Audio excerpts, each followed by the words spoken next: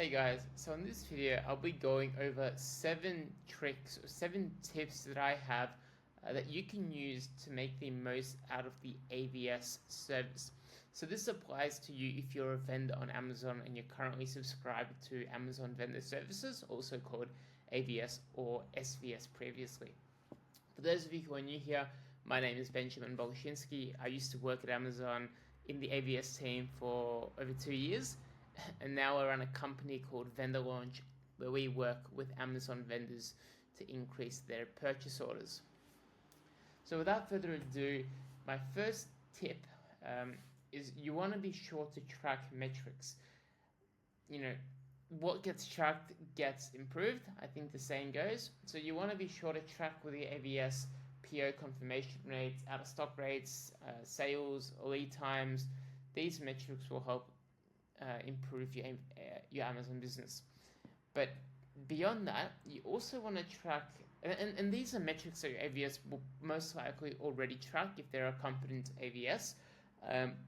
But you also want to track other metrics. For example, how quickly does your AVS action things? Does your AVS actually show up to meetings? How many meetings? So you kind of want to track the underlying metrics related to your AVS service. Also, perhaps, profitability issues. Are your products being suppressed? How often? So those are things which your AVS will not track because they do not, they don't put Amazon in a favorable light. But when it comes to assessing whether the AVS service works and then potentially disputing or escalating breakdown in service, then it's useful to have those metrics. Number 2, you want to understand the KPIs of your AVS contacts. So what are they actually assessed on? This will include revenue, so a top line figure. This will also include the input metrics. So input metrics will include out of stock rates, confirmation rate, lead time or vendor time to deliver.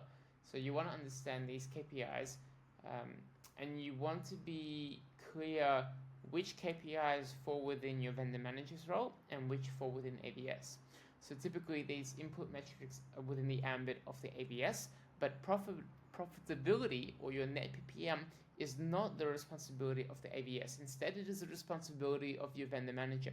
So you don't want to waste your energy blabbering on about net PPM to your AVS because they most likely just won't help. Have regular catch-ups. When I worked at Amazon, it was extremely alarming to see how many of the account managers that I worked with as an AVS, how many of them just didn't care to respond to emails, they didn't care to show up to meetings. It's like, as a brand, you're paying for this service. It's like the least you can do is just show up. So yeah, have regular catch-ups. Depending on how much you're paying for AVS, you might have weekly or fortnightly meetings, and that's where you discuss ongoing projects, what your AVS is working on, any things they're not doing very well, any bottlenecks, and so on. You also want to have quarterly meetings to go over QBR, quarterly business review, and that's where you invite the vendor manager, your senior sales director, and that's in those meetings you go over kind of yearly targets, kind of more forward-looking, like how are we comparing to our goals, so the more strategic, kind of holistic outlook of the account. Maintain the relationship. So the thing is, your AVS contact will certainly, unless you're Apple, but if you're watching this, you're probably not Apple, so more likely than not, 99% of the time, your AVS contact will have multiple accounts they look after. Probably anywhere from 4 to 7 or 8. And so that means that there's multiple accounts competing for the attention of your AVS. You as the brand, you want to stay up, you want to be at the priority of your AVS, right? You want your AVS to care about you more and to help you more than they do with their other brands, right? So you want to maintain the relationship. What does this actually mean? It means potentially meeting your brand specialist in person, inviting them to your warehouse or to your HQ, they'll love it, right? And it's also a business expense for them. And if they get to travel, to a different state or a different, I don't know, country, they'll appreciate you for it. Again, it's a business expense. AVS won't pay for the flights. Amazon will. So invite them. And then, again, most brands don't do this. And you'll stand out. And then send them some products of yours to try, whether it's some samples, whatever it may be. It helps build trust and will ensure that you remain front of mind for your AVS.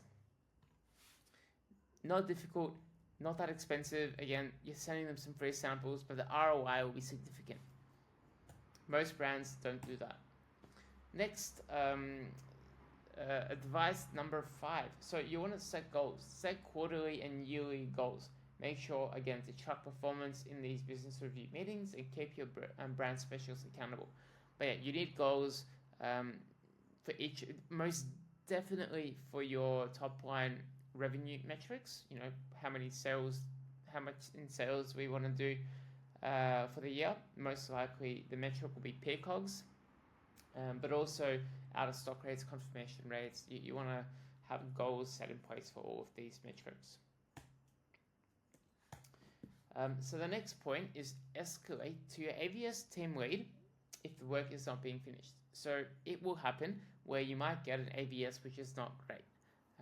Like all roles, I guess, some people are better than others. And if you do have a scenario where your AVS is not as helpful as you would have liked, then you want to escalate it. You want to understand what points of contact exist, how the hierarchy works within Amazon, what is their tenure, like how many people, who is their direct line manager, how does the team structured, and so that will enable you to have other points of contact should the AVS not be present, and that means escalating where required. I touched on this just before, but you want to understand the difference between vendor managers and brand specialists to understand what responsibilities fall within your vendor manager's role and what fall within your AVS brand specialist's role. To cut this short, the most important and probably the largest differentiator is profitability, an APPM margin. That falls within the vendor manager's role, and so typically that's where you go to your vendor manager if you have any concerns regarding margin. You also want to understand that quite often the vendor manager will have a more, a more combative approach. They won't be as agreeable. Typically, they will be the ones that have the more difficult conversations, which is why I guess they're more senior and they get paid more than the AVS. But you want to understand that your brand specialist is typically, they will push back sometimes, and sometimes rightfully so, they will push back on vendors, but generally speaking, they are more agreeable. They are there to maintain the relationship, whereas your vendor manager is typically the more competitive one, the one that might ask for more. So you want to understand the distinction between these roles and kind of where they fit within the Amazon retail ecosystem. But that concludes the video. Let me know if you have any questions, feedback, and if you want more tailored bespoke advice specifically for your brand and for your position, then by all means book a call using the link in the description.